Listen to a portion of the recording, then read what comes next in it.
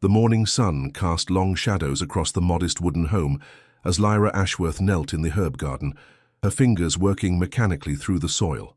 At 23, she should have been tending to pups of her own, should have been marked and mated, should have brought honor to the Ashworth name. Instead, she remained a burden, an omega who had failed at the most basic expectation of her kind. Lyra, her mother's sharp voice cut through the peaceful morning air. Come inside, now.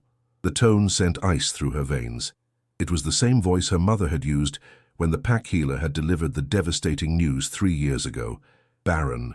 The word had echoed through their small home like a death sentence, crushing dreams and expectations in a single clinical diagnosis. Wiping dirt from her hands, Lyra rose slowly and made her way toward the house. Through the window, she could see her parents huddled around their small kitchen table with 2 strangers, a man and woman dressed in dark traveling clothes, their scents unfamiliar and somehow predatory. Her father, Marcus, looked up as she entered, his weathered face etched with lines that seemed to have deepened overnight. Once those eyes had held warmth when they looked at her. Now they held only disappointment, and something that looked dangerously close to desperation. "Sit down, daughter," he said quietly, gesturing to the empty chair across from the strangers. The woman looked Lyra up and down with calculating eyes, taking in her slight frame, her unremarkable brown hair, the way she instinctively lowered her gaze in submission. "She's older than we usually prefer," the woman said, her voice crisp and businesslike. "And you're certain about her condition?"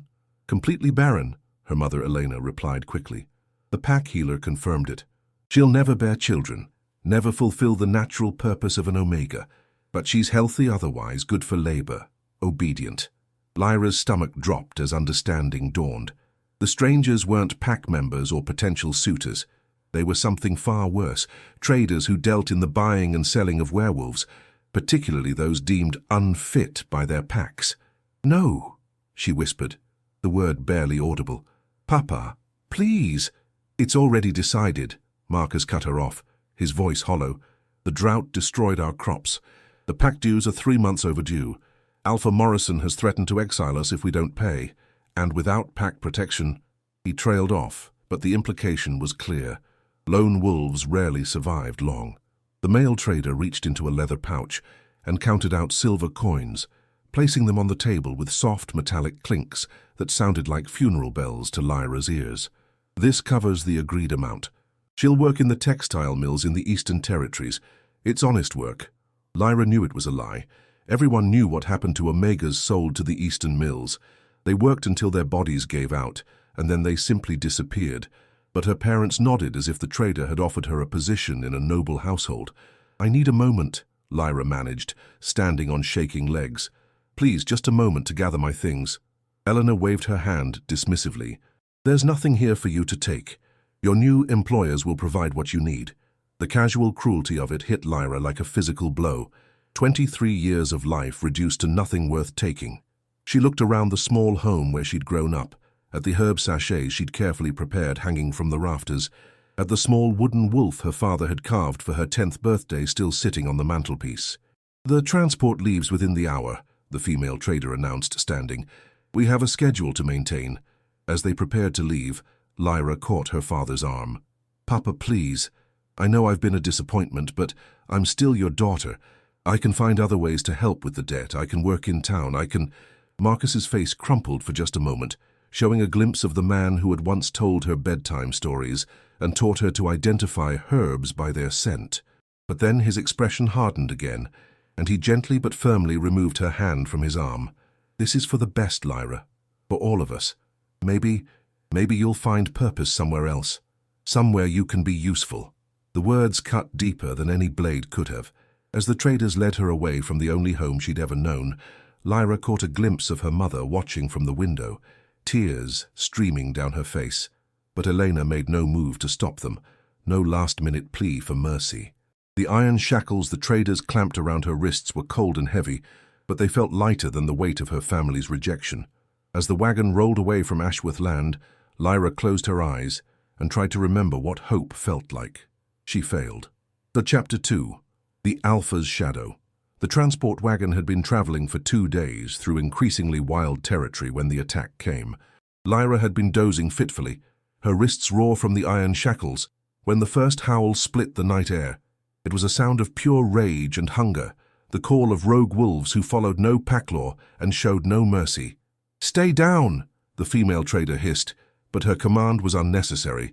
Lyra and the 3 other captured werewolves, 2 betas and another omega, were already pressed against the wagon floor as the sounds of battle erupted around them. Through the gaps in the wooden slats, Lyra could see flashes of the fight. The traders had hired mercenary guards, but they were outnumbered by the rogues who materialized from the forest like vengeful spirits. Steel clashed against claw, and the air filled with the acrid scent of blood and fear. The wagon lurched violently as one of the horses screamed and fell. Wood splintered as claws raked across the sides, and suddenly a rogue's feral yellow eyes were peering through the gap, scanning the terrified cargo within. "Fresh meat!" he snarled, reaching through the opening toward the cowering Omega beside Lyra. The girl, barely 18, whimpered and pressed herself against the far wall, but there was nowhere to hide. The rogue's claws scraped against her arm, drawing blood, and his grin revealed teeth filed to sharp points. Then the world exploded into violence. Something massive collided with the wagon, sending it toppling onto its side. The rogue who had been reaching for them was suddenly gone, replaced by the sound of a terrible gurgling scream that cut off abruptly. Through the chaos, Lyra heard a new voice, deep, commanding, and absolutely furious. "You dare hunt in my territory!" The voice carried the unmistakable authority of an alpha, but not just any alpha. This was a power that made the air itself seem to thicken, that made even the rogues pause in their assault. Lyra felt her wolf instincts respond involuntarily, the urge to submit so strong it was almost overwhelming. The battle that followed was swift and brutal. Through the overturned wagon's broken boards, Lyra caught glimpses of a massive black wolf moving with lethal precision through the rogues. This wasn't the desperate fighting of the mercenaries. This was an apex predator, eliminating threats with calculated efficiency. When silence finally fell, it was deafening. Footsteps approached the wagon, and Lyra held her breath. The other captives were equally still, all of them aware that their fate now rested in the hands of whoever had won the battle. The wagon's door was wrenched off its hinges with supernatural strength, and moonlight flooded in. The man who stood silhouetted against the night sky was tall and broad-shouldered, with dark hair and eyes that seemed to hold their own shadows. His clothes were expensive but practical, and despite having just shifted from wolf form, he showed no signs of the exhaustion that should have followed such an intense battle. Blood spattered his shirt, but Lyra instinctively knew it wasn't his own. This had to be Alpha Kieran Blackthorn of the Northern Territory. Even someone as isolated as Lyra had heard the stories, how he had once been a devoted mate and father until tragedy struck, how he had emerged from that loss, transformed into something harder and more dangerous than before. His gaze swept over the captives with cold calculation, taking in their shackles and the obvious signs of their captivity. When his eyes met Lyra's, she felt a strange jolt, as if something had shifted in the very air between them. "Slavers," he said, the single word carrying a weight of disgust that made the surviving traders, now bound and kneeling nearby, flinch visibly. One of his men, a beta with graying hair, approached. "What do you want to do with them, Alpha? The traders are from the Eastern Territories, and the captives—" "Cut their bonds," Kieran ordered curtly. "All of them." The beta moved to obey, producing keys taken from the traders. As the shackles fell away from Lyra's wrists, she rubbed the raw skin and tried to process what was happening. Rescue hadn't been something she'd dared to hope for. "You're free to return to your packs," Kieran announced to the group. "My men will provide escort if needed." The other captives began to stir, hope flickering in their eyes for the first time in days. But as Lyra started to rise, Kieran's voice stopped her. "Not you." Every eye turned to them, and Lyra felt her heart sink. Had she simply traded one form of captivity for another? Kieran stepped closer, his presence overwhelming in the confined space. Up close, she could see the fine lines around his eyes, the careful control he maintained over every expression and gesture. This was a man who had learned not to reveal weakness of any kind. "What's your name?" he asked. "Lyra Ashworth, my lord," she replied quietly, using the formal address due to an alpha. "And your pack sold you to slavers because—" The question was direct and brutal, and Lyra felt shame burn through her. But something in his tone suggested he already knew the answer. I'm Barren, my lord. I can't fulfill an Omega's primary function, so I'm considered defective. Something flickered in Kieran's eyes, anger perhaps, or recognition. I see. And do you wish to return to this pack that values you so little? The question hung in the air like a challenge. Lyra thought of her parents counting silver coins, of the way her mother had dismissed her need to take even small mementos from her childhood home. She thought of Alpha Morrison's contemptuous looks and the whispers that followed her through the pack grounds. "No, my lord," she said, and was surprised by the steadiness in her own voice. Kieran nodded once, as if her answer confirmed something he had already suspected. "Then you'll come with me. The Northern Territory has use for those the other packs cast aside." As his men prepared to break camp, Lyra found herself wondering what fate awaited her in the harsh northern lands. But as she climbed onto one of Kieran's horses, she realized that for the first time in years, she felt something that might have been anticipation rather than dread. The Alpha's shadow might be cold, but it was also protective. And sometimes, that was enough. Chapter 3. The Northern Territory. The journey to the Northern Territory took 3 days, and with each mile the landscape grew wilder and more unforgiving. Ancient pine forests stretched endlessly toward snow-capped mountains, and the air carried a bite that spoke of harsh winters and harder survival. Lyra rode behind one of Kieran's men, a beta named Thomas, who had been kind enough to share his cloak when the temperature dropped. But it was Kieran himself who dominated her attention. The Alpha rode at the front of their small group, his posture straight and alert, constantly scanning their surroundings with the vigilance of someone who had learned that danger could strike without warning. He hadn't spoken to her since their first night on the road, when he had curtly asked if she needed medical attention for her shackle wounds. She had declined, though the raw skin still burned. Something told her that showing weakness around this Alpha would be a mistake. As they crested a final ridge, the Northern Territory's main settlement spread below them, and Lyra's breath caught in her throat. It wasn't the rough frontier town she had expected. Instead, a fortress-like structure of dark stone rose from the valley floor, its walls high and imposing, built to withstand both weather and warfare. Beyond the main keep, she could see neat rows of houses, training grounds, and what appeared to be workshops and forges. "Impressive, isn't it?" Thomas said quietly. Alpha Kieran rebuilt most of it after the tragedy, made it stronger, more defensible. Nothing gets through those walls without his permission. Lyra wanted to ask about the tragedy Thomas had mentioned, but something in his tone warned her away from the subject. Whatever had happened to Kieran's mate and child was still a raw wound in this pack. The gates opened as they approached, guards snapping to attention with the kind of discipline that spoke of military precision. But it was the people who gathered in the courtyard that truly caught Lyra's attention. They moved with purpose and confidence, their clothes practical but well-made, their faces bearing the weathered strength of wolves who had survived in harsh territory. And they were all watching her. Kieran dismounted in one fluid motion and strode toward the keep's entrance, clearly expecting to be followed. But as Lyra climbed down from Thomas's horse, a woman approached, an elderly Omega with silver hair and eyes that missed nothing. "So this is the one you rescued," the woman said, looking Lyra up and down with shrewd assessment. "I'm Martha, the pack's head Omega. I manage the household and keep track of our unmated females." "Martha," Kieran's voice cut across the courtyard, and the older woman turned toward him.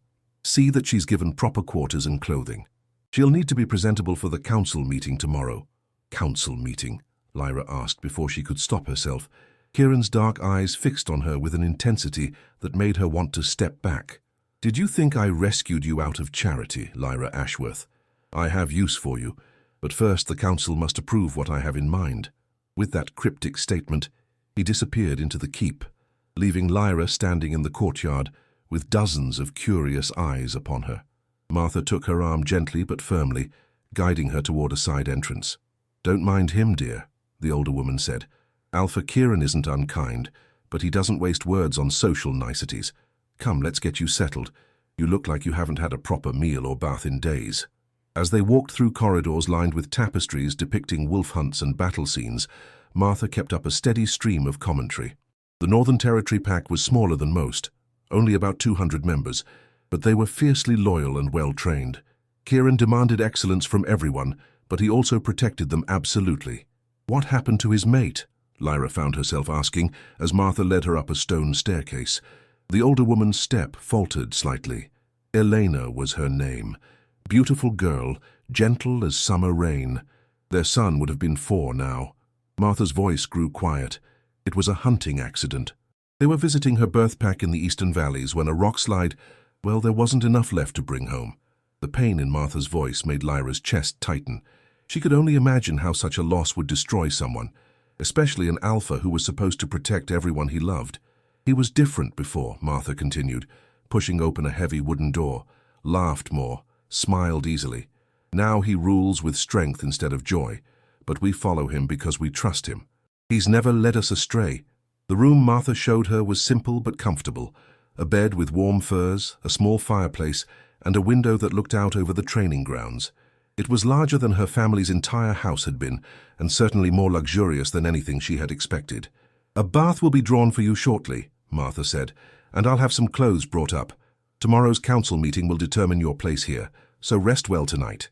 As the door closed behind Martha, Lyra sank onto the bed and tried to process everything that had happened. 3 days ago, she had been sold like livestock.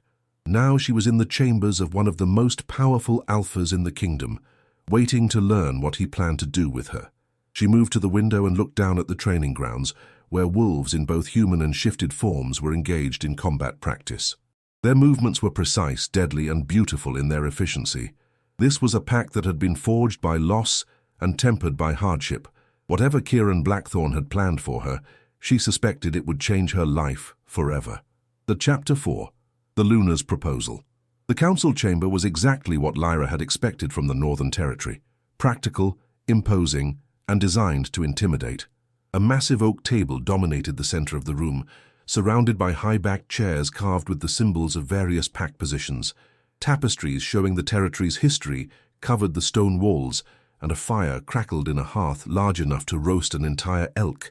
Lyra stood at the far end of the table, wearing the simple but well-made dress Martha had provided, deep blue wool that brought out her eyes, though she doubted anyone would notice such details. The 12 council members sat in judgment, their faces ranging from curious to skeptical to openly hostile. Kieran occupied the chair at the head of the table, his presence commanding even in stillness. He wore formal black clothing that emphasized his authority, and his expression was unreadable as he surveyed his advisors. "You've all read my report about the slaver attack," he began, his voice carrying easily through the chamber. "What you may find more interesting is what I learned from questioning the survivors." The pack's beta commander, a scarred man named Colonel Hayes, leaned forward. "The Eastern Territories are becoming bolder. This is the 3rd attack on Northern Territory borders this year." "More than that," Kieran replied. "They're specifically targeting wolves from other packs, those who've been cast out or sold. They're building an army of the desperate and the discarded." An elderly woman with the bearing of a former warrior spoke up. "What does this have to do with the Omega you brought back? Surely returning her to her birth pack would be the appropriate action." Lyra felt heat rise in her cheeks, but she kept her eyes downcast. Whatever Kieran had planned, he would reveal it in his own time. "Return her to the pack that sold her to slavers." Kieran's tone held dangerous quiet. The Ashworth pack's debts made them desperate enough to commit this betrayal once. What would stop them from doing so again? Perhaps to our enemies directly. Murmurs rippled around the table, and Lyra felt the weight of their gazes upon her. She understood now that she represented more than just a rescued captive. She was a political problem that needed solving. "There is another issue," Kieran continued, and something in his voice made the room fall completely silent. "The council has been persistent in their suggestions that I take a new mate, that I produce heirs to secure the territory's future." The tension in the room ratcheted up several degrees.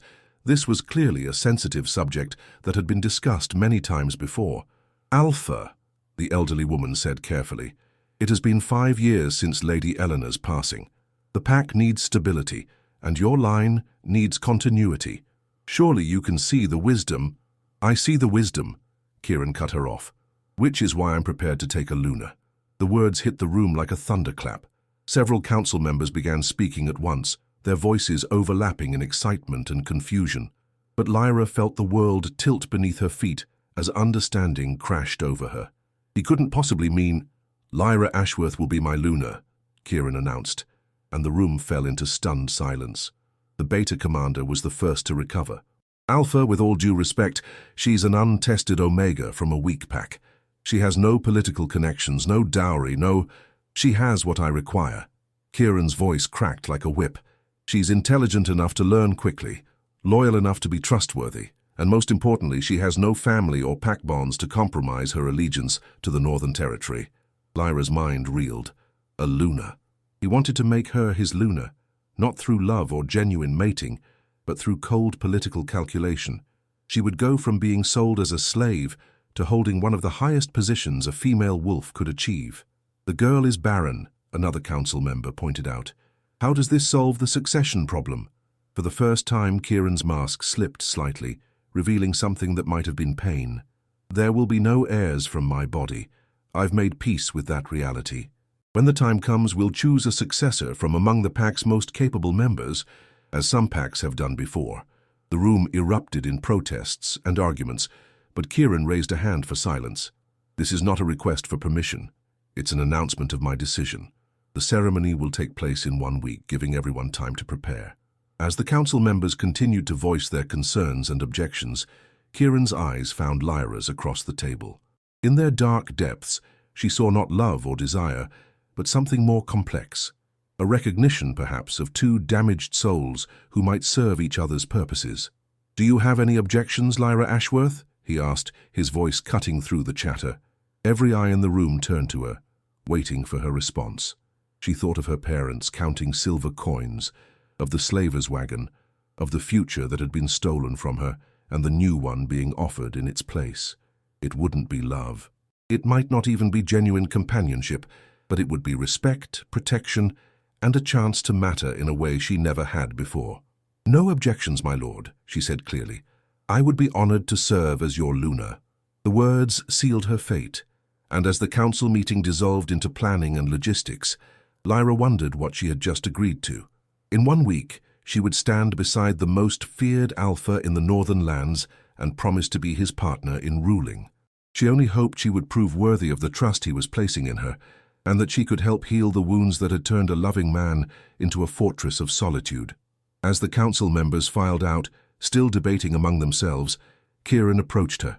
Up close, she could see the fine lines of exhaustion around his eyes, the weight of leadership that never left his shoulders. "Are you certain about this, Lyra?" he asked quietly. "Once we're mated, there will be no going back. You'll be tied to this pack, this territory, and to me for the rest of your life." She met his gaze steadily. "I was already sold once, Alpha Kieran. At least this time, I have a choice in accepting the offer." Something that might have been approval flickered in his eyes. "Very well, Martha will help you prepare. And Lyra," he paused at the chamber door, "call me Kieran. We're going to be partners in this, whether we like it or not." As he left her alone in the council chamber, Lyra felt the full weight of what lay ahead. In 1 week, she would become Luna of the Northern Territory, a position she had never dreamed of holding, beside a man who was still in love with a ghost. It should have been terrifying. Instead, for reasons she couldn't entirely understand, it felt like coming home. Chapter 5. Preparations and Revelations. The week that followed passed in a whirlwind of preparations that left Lyra's head spinning. Martha had taken charge of the arrangements with military precision, turning what should have been a joyous celebration into something that felt more like preparing for a state function, which, Lyra supposed, it essentially was. "Stand still," Martha commanded for the dozenth time, as the pack seamstresses adjusted the ceremonial dress. The gown was beautiful, ivory silk embroidered with silver wolves that seemed to move in the flickering candlelight, but it felt like wearing someone else's skin. "It's too much," Lyra murmured, catching sight of herself in the full-length mirror. The woman looking back at her bore little resemblance to the frightened Omega who had been sold by her own family just days ago. "Nonsense," Martha replied briskly, making a note about the hem length. "You're about to become Luna of the Northern Territory. The pack needs to see strength and dignity, not uncertainty." Through the window of the sewing room, Lyra could see the courtyard where workers were constructing a raised platform for the ceremony. The mating ritual would be public, witnessed by the entire pack and visiting dignitaries from neighboring territories. The thought made her stomach churn. "Martha," she said carefully, "what was Lady Elena like?" The older woman's hand stilled on the fabric she was examining. "Why do you ask, child?" I need to understand what kind of Luna she was. What the pack expects from me. It was a partial truth. What Lyra really wanted to understand was what kind of woman had captured Kieran's heart so completely that he was still mourning her 5 years later. Martha sighed and set down her sewing. Elena was sunshine personified. She had this way of making everyone feel welcome, from the lowliest Omega to visiting Alphas. Children followed her everywhere, and she never seemed to mind. She organized festivals, settled disputes with gentle wisdom, and could make Kieran laugh even on his darkest days. The description hit Lyra like a physical blow. How could she ever fill those shoes? She had never organized anything larger than her mother's herb garden, had no experience with children, and couldn't remember the last time she had made anyone laugh. I see doubt in your eyes, Martha said gently, but you're making a mistake, dear one. Kieran isn't asking you to replace Elena. He's asking you to be yourself, to find your own way of serving this pack. Before Lyra could respond, a commotion in the courtyard drew their attention. Through the window, they could see a group of riders approaching the gates, not the usual patrol or supply convoy, but formal visitors bearing banners. The Ashworth pack, Martha breathed, recognizing the colors. Lyra's blood ran cold. Her birth family had come, and given the timing, it couldn't be for anything good. Within the hour, she found herself once again in the council chamber, but this time, she stood beside Kieran's chair rather than at the far end of the table. Her father, mother, and Alpha Morrison sat across from them, their faces bearing expressions that ranged from desperate to calculating. Alpha Blackthorn, Morrison began, his voice carrying forced respect. We've come to reclaim our pack member. The girl was taken during a criminal attack, and we demand her return. Kieran's laugh was cold and humorless. Reclaim? You sold her to slavers, Morrison. What claim could you possibly have? A temporary arrangement, her father interjected, his eyes not quite meeting Lyra's. We were exploring options for her future. We never intended permanent separation. The lie was so blatant that Lyra felt anger surge through her, a cleaner, stronger emotion than the hurt and betrayal she had been carrying. These people had counted coins while signing her life away, and now they wanted to pretend it had been anything other than abandonment. I see, Kieran said, his tone deceptively mild. And what changed your minds about this temporary arrangement? Alpha Morrison shifted uncomfortably. We've heard rumors about your intentions regarding the girl. An Omega from our pack becoming Luna of the Northern Territory would bring significant political advantages to both our territories. There it was, the real reason for their visit. They had heard about the upcoming ceremony and realized they had sold away a potential gold mine. The political connections, the elevated status, the advantages that would come from having their former pack member as a Luna. They wanted a piece of it all. Lyra, her mother said, speaking directly to her for the first time since entering the chamber, surely you understand that your place is with your birth pack. We raised you, nurtured you. This alliance would benefit everyone. Nurtured me? Lyra found her voice and was surprised by its steadiness. Is that what you call selling your daughter to flesh traders? Eleanor flinched but pressed on. We were desperate.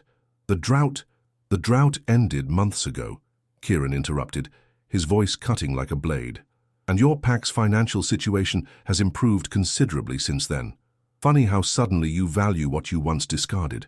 Colonel Hayes, who had been reviewing documents during the exchange, looked up with barely concealed disgust. Our intelligence suggests the Ashworth pack has been negotiating territorial agreements with the Eastern Coalition, the same group that's been attacking our borders. The accusation hung in the air like smoke from a fire. Alpha Morrison's face went pale, but he rallied quickly. Baseless rumors and speculation. Our loyalty has never been in question. Your loyalty, Kieran said, standing slowly. Sold your own pack member to enemies of the Crown.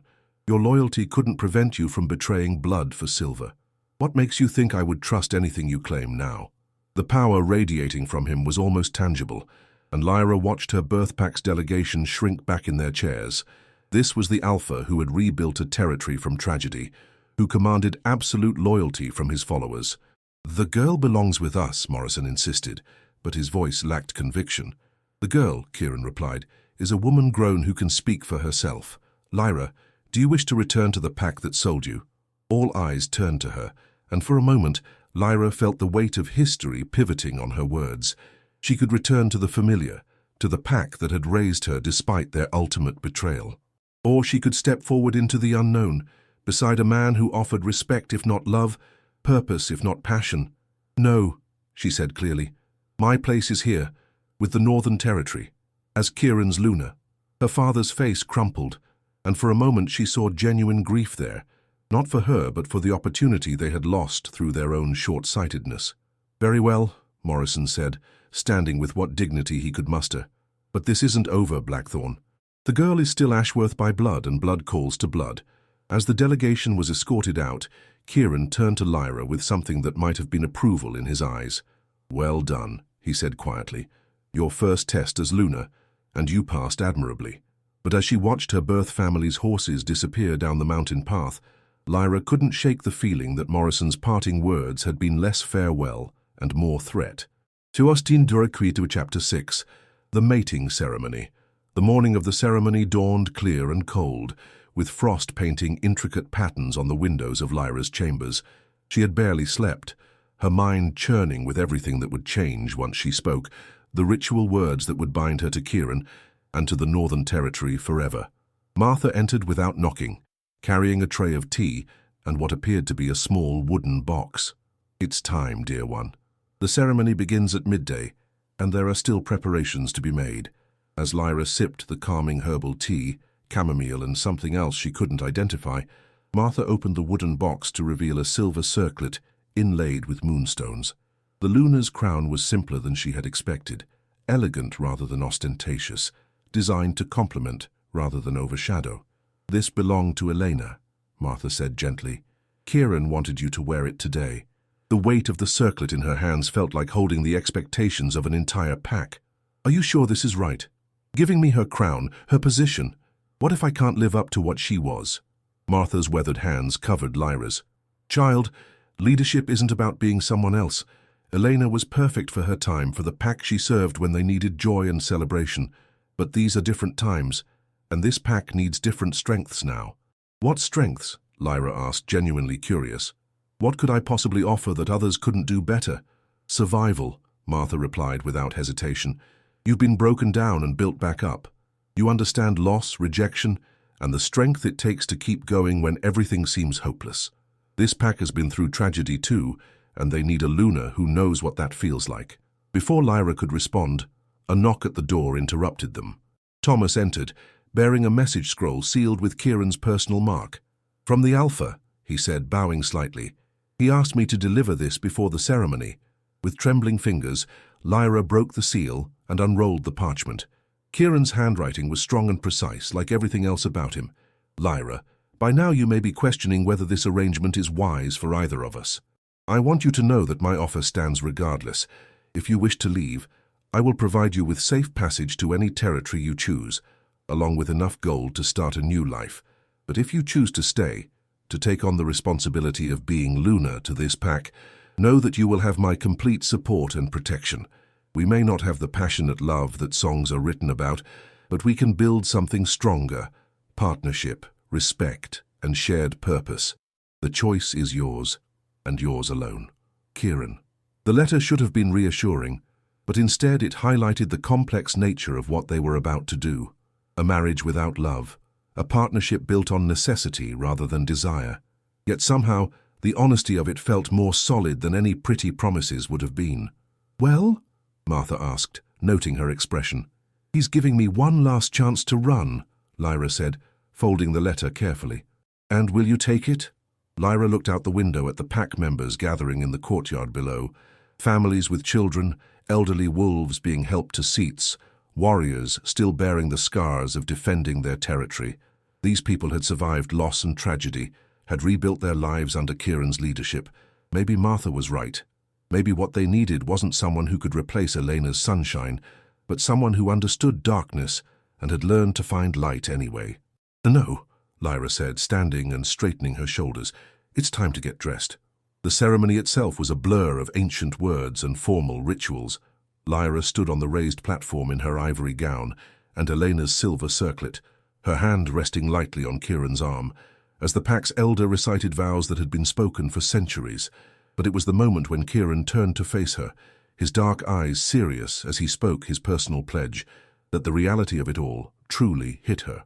"I take you as my Luna," he said, his voice carrying clearly across the gathered crowd, "to stand beside me in leadership, to share in the protection of our people, and to face whatever challenges may come with courage and wisdom." When it was her turn, Lyra looked out at the faces watching them, some skeptical, some hopeful, all waiting to see what kind of Luna she would become. "I accept the role of Luna," she replied, her voice stronger than she had expected, "to serve this pack with loyalty, to support my Alpha with honesty, and to help build a future worthy of those who came before us." The elder raised his hands, and power seemed to flow between them as he spoke the final binding words. Lyra felt something shift inside her, not the mate bond that came with true love matches, but something else. A connection to the territory itself, to the pack that was now hers to help protect. When Kieran leaned down to seal the ceremony with a kiss, it was brief and formal, more symbol than emotion. But as their lips touched, Lyra felt the weight of commitment settle around her shoulders like a cloak. She was Luna now. For better or worse, her fate was tied to this man, this pack, and this harsh but beautiful territory. As the crowd erupted in cheers and celebration, Kieran offered her his arm to lead her down from the platform. "No regrets?" he asked quietly, for her ears alone. Lyra looked out at the faces of her new people, saw hope and acceptance beginning to replace skepticism, and realized that for the first time in her adult life, she felt like she belonged somewhere. "No regrets," she confirmed. "Let's see what we can build together."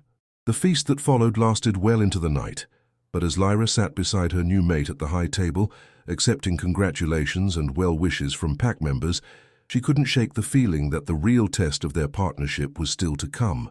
Marriage was easy. Leadership would be the true challenge.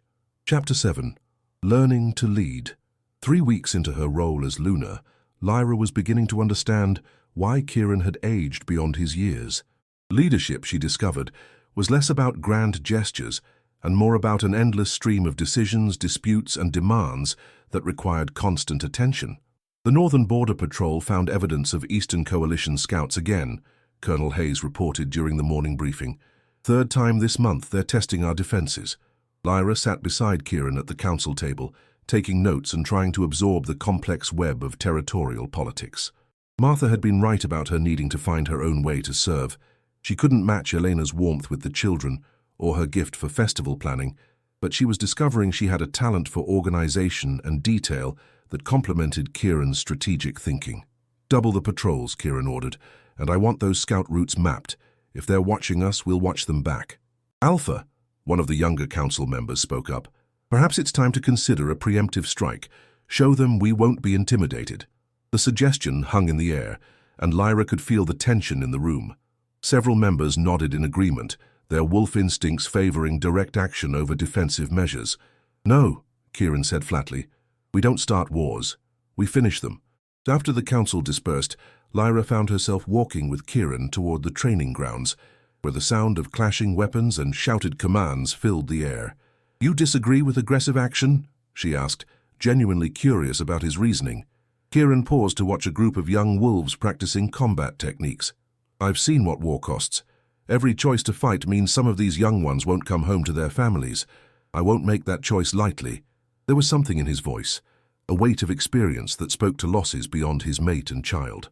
Lyra was beginning to understand that Kieran's transformation from loving leader to iron-willed alpha hadn't happened overnight. It had been forged in battles and difficult decisions that had taught him the true price of protecting what he valued. "Luna Lyra," a young voice called out across the training ground. One of the pack's children, a girl of perhaps 8, came running toward them with the fearless energy of youth. "Careful, Mira," her training instructor called out, but the girl was already launching herself toward Lyra with obvious excitement. Lyra caught the child instinctively, steadying her before she could tumble. "What is it, little one?" "My mama says you're going to teach us herb lore, is it true? Can you really make medicines from plants?" The hope in the child's eyes was so bright it almost hurt to look at. Lyra glanced at Kieran, who was watching the interaction with unreadable expression. Yes, I know something about herbs," Lyra said carefully, "but I'm not sure about teaching." "Please," Mira bounced on her toes. "Healer Marcus says we need more people who know about medicine, especially with all the patrol injuries lately." It was true. The pack's main healer was aging, and the increased border tensions meant more wounded warriors returning from patrol. Lyra's knowledge of healing herbs, learned from years of tending her family's garden, could be genuinely useful.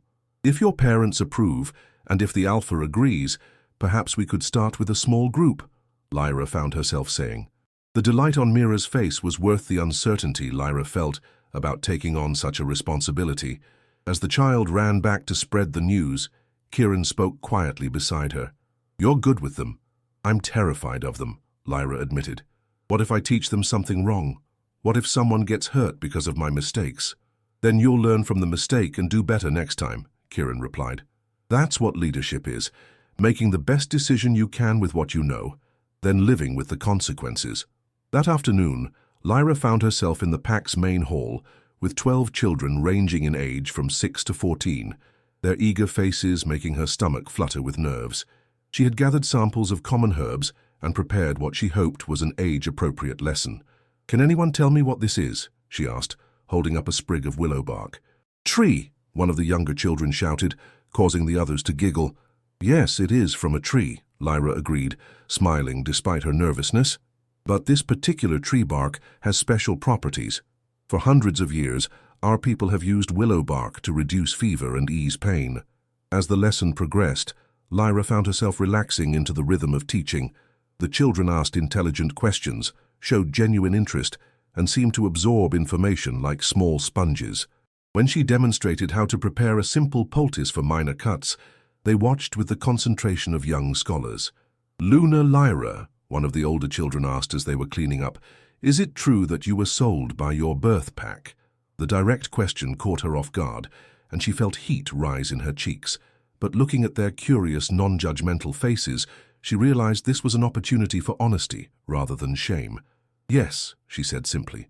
"My birth pack believed I had no value because I couldn't have children.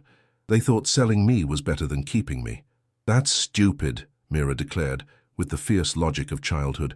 "You know about plants and you're teaching us important stuff. How is that not valuable?" The simple acceptance in their voices was more healing than any herb Lyra knew. These children didn't see her as defective or worthless. They saw her as someone who had knowledge they wanted to learn.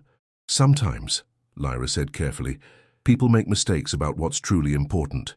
The important thing is learning to see your own worth, even when others don't." As the children filed out, chattering excitedly about their next lesson, Martha appeared in the doorway with an expression of satisfaction. "That," the older woman said, "was exactly what this pack needed. Not festival planning or social gatherings, but practical knowledge that will help them survive and thrive." "It felt right," Lyra admitted. "Like maybe I actually have something to offer." "More than you know, dear one, more than you know." But as evening fell and Lyra prepared for another night in the Luna's chambers, still sleeping separately from Kieran by mutual agreement, she couldn't shake the feeling that larger challenges were approaching. The scout reports, her birth pack's visit, the political tensions all felt like storm clouds gathering on the horizon. She was learning to be Luna, but soon enough, she suspected, they would all discover what kind of leader she truly was when the real tests began. Chapter 8. The first test. The attack came at dawn, when the mist still clung to the valley floor, and most of the pack was just beginning to stir. Lyra was awakened by the urgent clanging of the warning bells, their bronze voices cutting through the morning quiet like knives. She dressed quickly in the practical clothes she had learned to keep ready: sturdy boots, dark pants, and a warm tunic that wouldn't restrict movement. Through her window, she could see figures running across the courtyard, and the organized chaos of a pack responding to threat. Kieran appeared in her doorway without knocking, already dressed for battle with weapons strapped to his belt. Eastern Coalition forces have breached the southern border. "This isn't a scouting party, it's a full assault." "How many?" Lyra asked, following him toward the main hall where commanders would be gathering. "At least 50, possibly more. They're moving toward the civilian settlements in the lower valley." His jaw was tight with controlled fury. "This is what they were scouting for. They know exactly where to hit us." The great hall had been transformed into a military command center. Maps covered the main table, and runners brought constant updates from the field. Colonel Hayes looked up as they entered, his expression grim. "They're moving fast and hitting hard," he reported. "Torched the Miller farmstead and are advancing on Cooperstown. If they reach the village, they won't. Kieran said with deadly certainty. "Ready the main force. We leave in 20 minutes. Alpha," one of the younger commanders spoke up. "With respect, shouldn't you remain here to coordinate defense? If this is a diversion—" "It's not a diversion," Lyra interrupted, surprising herself with the certainty in her voice. All eyes turned to her, and she felt heat rise in her cheeks but pressed on. "Think about it. Why attack at dawn when visibility is poor? Why hit the outlying settlements instead of the main fortress? They want us to respond exactly like this."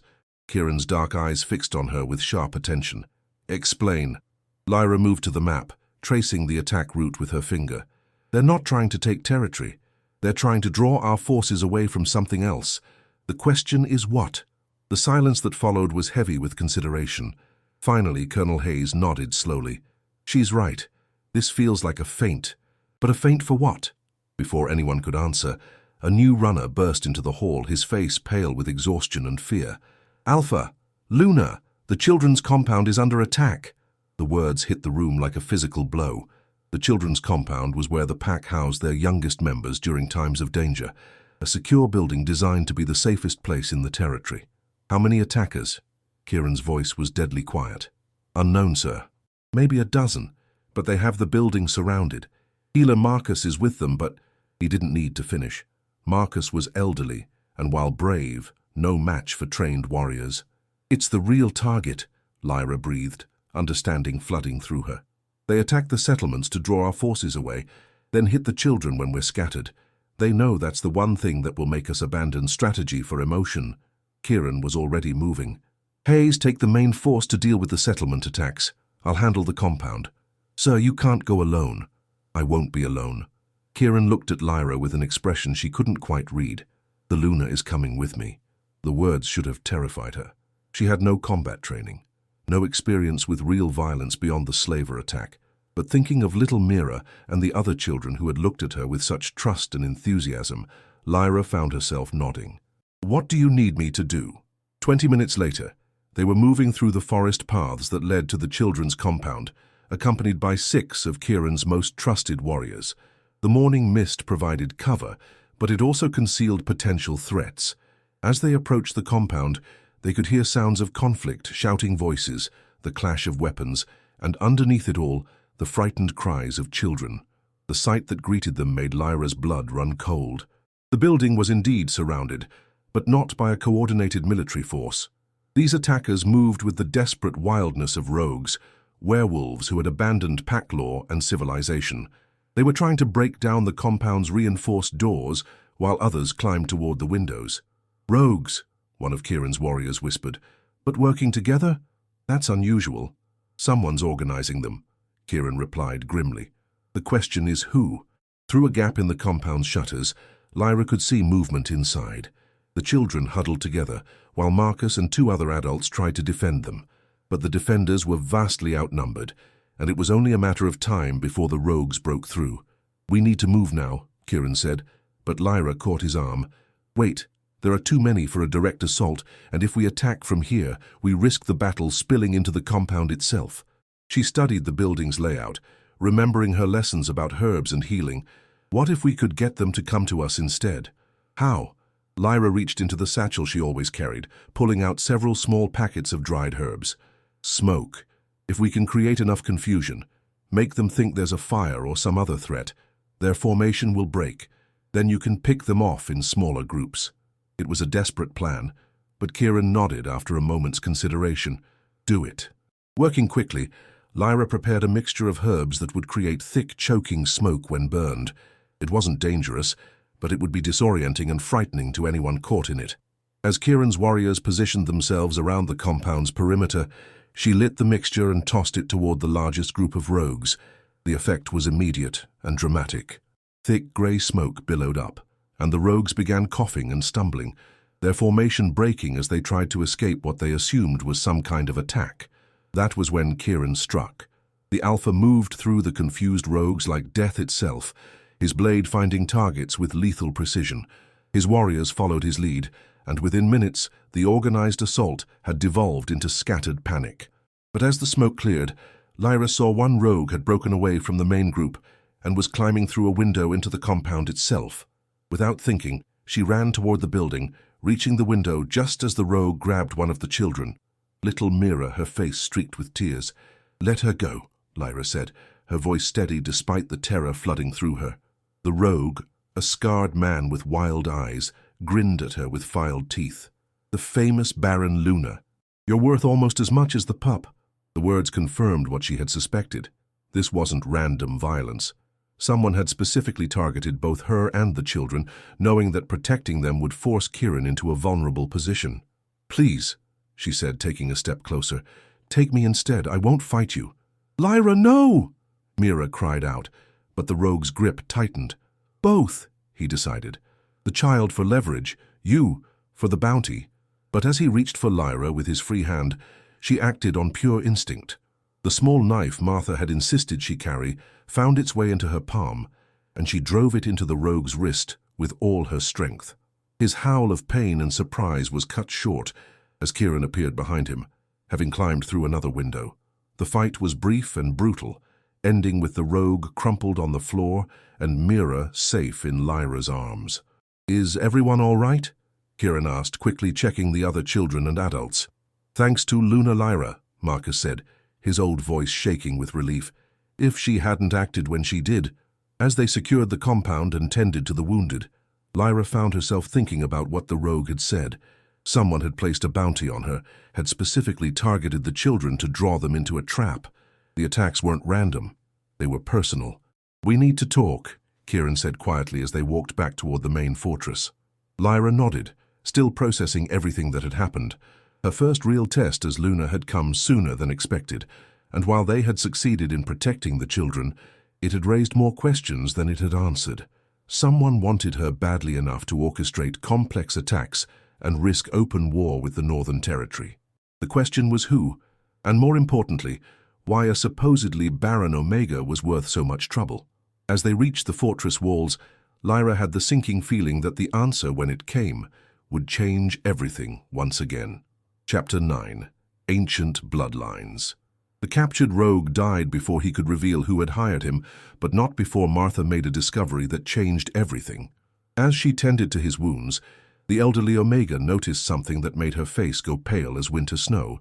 "Kieran," she said urgently, drawing him aside after the interrogation had failed, "I need to speak with you and Lyra. Privately, now."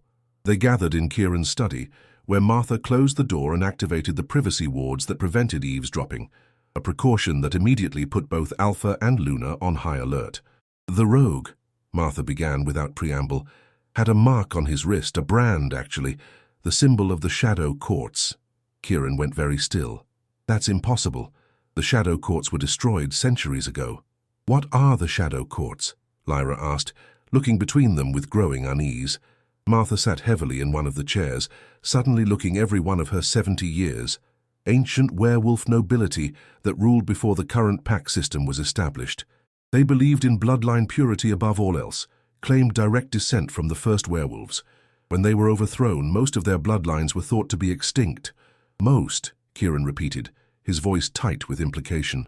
"There are legends," Martha continued, "about certain bloodlines that carried special gifts, the ability to sense magic, to heal without herbs, to influence the elements themselves. The Shadow Court spent centuries hunting down these bloodlines, either to recruit them or eliminate them as threats. A cold certainty was beginning to form in Lyra's mind. "You think I'm descended from one of these bloodlines?" "I think," Martha said carefully, "that your supposed barrenness might be something else entirely, something your birth pack either didn't recognize or chose to ignore." Before Lyra could respond, a commotion in the courtyard drew their attention. Through the window they could see a new group of riders approaching, but these weren't raiders or enemies. The lead rider carried a banner Lyra didn't recognize, but Martha gasped in recognition. "The Council of Elders," she breathed. "The highest authority in the werewolf kingdoms. They only travel for matters of extreme importance." Within the hour, they found themselves in the great hall facing 5 ancient werewolves whose combined age probably exceeded 5 centuries. Elder Councillor Aldrich, their spokesman, was a man whose silver hair and piercing blue eyes spoke of wisdom, earned through countless years of experience. "Alpha Blackthorn, Luna Lyra," he said formally. "We come bearing grave news and an urgent request." Elder Counselor, Kieran replied with respectful caution, how may the Northern Territory serve the Council? By protecting something, someone, of immeasurable importance to all our people. Aldrich's gaze fixed on Lyra with an intensity that made her want to step back. Luna Lyra, what do you know of your grandmother's lineage? The question caught her completely off guard. My grandmother, nothing beyond her name, Serena Moonwhisper. She died when I was very young. Serena Moonwhisper, another elder repeated, and Lyra caught the exchange of meaningful looks between them. The last known descendant of the Moonwhisper line. I don't understand, Lyra said, though part of her was beginning to suspect she did. Elder Aldrich stood and approached her, his expression grave. The Moonwhisper bloodline carries one of the most powerful gifts known to our kind, the ability to sense and manipulate the magical energies that flow through all living things. It's a gift that manifests differently in each generation, but it always manifests. But I'm barren, Lyra protested. I have no special abilities. Child, Aldrich said gently, what you call barrenness may be your body's way of protecting a power so great it couldn't coexist with pregnancy. Tell me, have you ever had unusual dreams? Felt drawn to certain places or people? Found yourself knowing things you shouldn't know? As he spoke, memories flooded back, dreams of forests she'd never seen, an instinctive knowledge of which herbs would work for specific ailments. The way she had known the morning's attack was a feint. Things she had dismissed as coincidence or lucky guesses. The rogues, the bounty on your head, the coordinated attacks, Kieran said, understanding dawning in his voice. Someone knows what you are. The Shadow Courts, Martha added grimly. They've been hunting Moonwhisper descendants for generations. If they've discovered Lyra, then every werewolf kingdom is in danger, Elder Aldrich finished. The Moonwhisper gift in the wrong hands could be used to control or destroy entire populations, but in the right hands, he looked directly at Lyra. It could heal the rifts between our people and restore balance to our world. The weight of their expectations settled on Lyra's shoulders like a physical burden. But I don't know how to use this supposed gift. I don't even know if I really have it. You do, said a new voice from the doorway. They all turned to see a woman entering the hall. Tall, elegant, with silver-streaked hair and eyes that seemed to hold starlight. Hello, granddaughter. Lyra's world tilted. But you're dead. My grandmother died years ago. I had to disappear, Serena Moonwhisper said, approaching with grace that defied her apparent age. The Shadow Courts were getting too close. I've spent the last 20 years in hiding, learning everything I could about our enemies while watching you from afar. You let me think I was worthless, Lyra whispered, pain and anger warring in her voice. You let them sell me. I orchestrated your sale, Serena interrupted, her voice gentle but firm. I knew Kieran would rescue you, knew he was the only alpha strong enough to protect you while you came into your power. Everything that has happened has been necessary to prepare you for what's coming. The betrayal hit Lyra like a physical blow. Everyone, her family, her grandmother, even Kieran, had been manipulating her life according to some grand design she'd never been told about. Enough, Kieran's voice cut through the tension like steel. Whatever machinations brought us to this point, what matters now is the threat we face. How do we stop the Shadow Courts? Serena smiled at him with obvious approval. Spoken like a true alpha. The answer lies in awakening Lyra's full potential, but doing so will require a complete mate bond, not the political arrangement you currently share. The words hung in the air like a challenge. Lyra felt heat rise in her cheeks as she realized what her grandmother was suggesting. A true mating, Elder Aldrich agreed. Only the deepest possible bond will allow Luna Lyra to access her full power without being overwhelmed by it. Kieran's jaw tightened. And if we refuse, then the Shadow Courts will eventually capture her, use her power to dominate the werewolf kingdoms, and plunge our world into an age of darkness that will last for generations. The choice, when laid out so starkly, was no choice at all. But as Lyra looked at Kieran, this man who had married her out of duty and protected her out of honor, she wondered if he could ever truly open his heart to her, or if she was doomed to always stand in the shadow of his first love. We need time to consider this, Kieran said finally. Time, Serena replied, is something we may not have. The Shadow Courts are already moving. Their next attack will come within days, and it will be their final assault. Either Lyra claims her power, or we all fall. As the elders and her grandmother departed to rest and prepare, Lyra found herself alone with Kieran for the first time since their wedding night. The silence between them stretched, heavy with unspoken questions and impossible choices. Finally, she spoke. "You don't have to do this. There must be another way." "There isn't," Kieran said quietly. "And even if there were, I wouldn't abandon you to face this alone." "But Elena is gone," he interrupted, his voice rough with old pain. "I will always love her memory, but I won't dishonor her by refusing to protect the woman who stands beside me now." It wasn't a declaration of love, but it was something else. Respect, commitment, and perhaps the beginning of something deeper. In the face of the impossible choice before them, it would have to be enough. Chapter 10. The True Bond. The final attack came at midnight 3 days later, not with the chaos of rogues or the stealth of scouts, but with the organized precision of an army. The Shadow Courts had finally revealed themselves, and their force was unlike anything the werewolf kingdoms had seen in centuries. From the fortress walls, Lyra could see them advancing across the valley, hundreds of figures in dark armor, moving in perfect formation under banners that bore symbols older than memory. At their head rode a figure she instinctively knew must be Lord Malachar, the last Shadow Court prince, his presence radiating malevolent power, even at this distance. "They're not here to raid or retreat," Kieran observed grimly, standing beside her on the battlements. "They mean to end this tonight, one way or another." The past 3 days had been a whirlwind of preparation, both military and personal. The pack's defenses had been strengthened, weapons sharpened, and strategies refined. But the more important preparation had been between Lyra and Kieran themselves. Long conversations about their fears, their hopes, and the reality that their political marriage was about to become something far more intimate and binding. "Are you ready?" he asked now, his dark eyes searching her face. Lyra looked down at the approaching army, then at the pack members manning the walls. Her people now, depending on her to find the strength they needed. As ready as anyone can be for something impossible, they made their way to the keep's highest tower, where Serena and the council elders waited in a circle of ancient stones that had been prepared for the ritual. The space thrummed with magical energy, and Lyra could feel something stirring within her in response, a power that had been sleeping her entire life, waiting for this moment to awaken. "The Shadow Courts are beginning their assault," Elder Aldrich reported, as sounds of battle erupted from the walls below. "We must begin immediately." "Remember," Serena said, taking Lyra's hands in hers, "the power you're about to claim is vast and ancient. Without a true mate bond to anchor you, it could consume you entirely. Trust in your alpha, and let his strength become yours."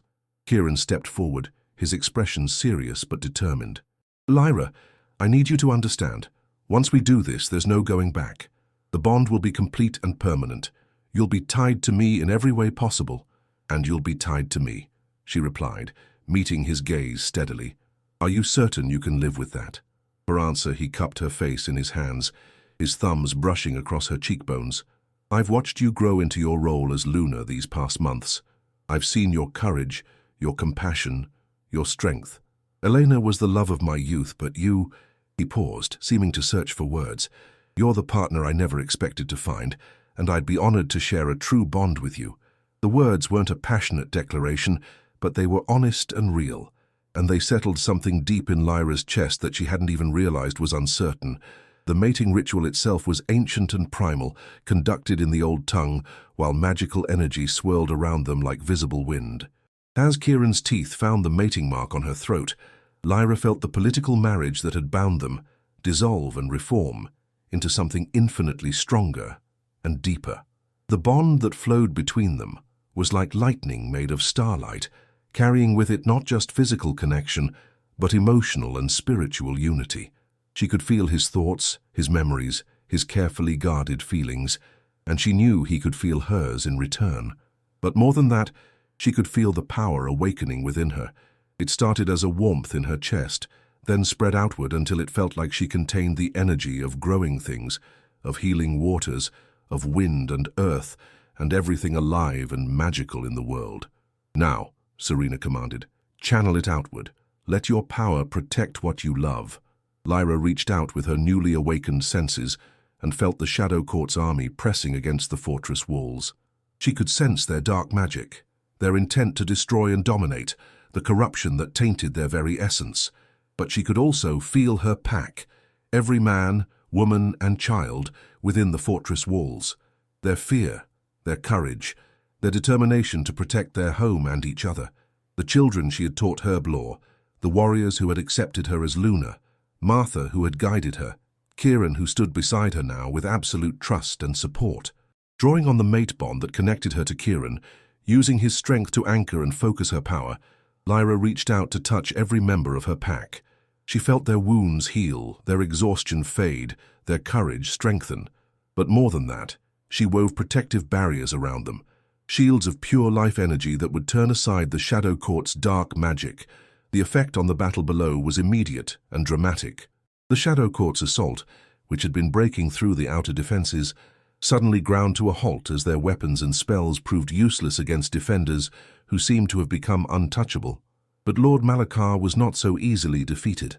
Lyra felt his power rising in response to hers, ancient and terrible, seeking to corrupt or destroy what she had created. "He's too strong," she gasped, feeling the dark magic pressing against her defenses. "I can't hold him off and maintain the protections."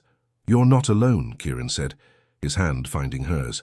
Through their bond, she felt his absolute faith in her, his willingness to give her everything he had, his strength, his life force, his very soul, if necessary.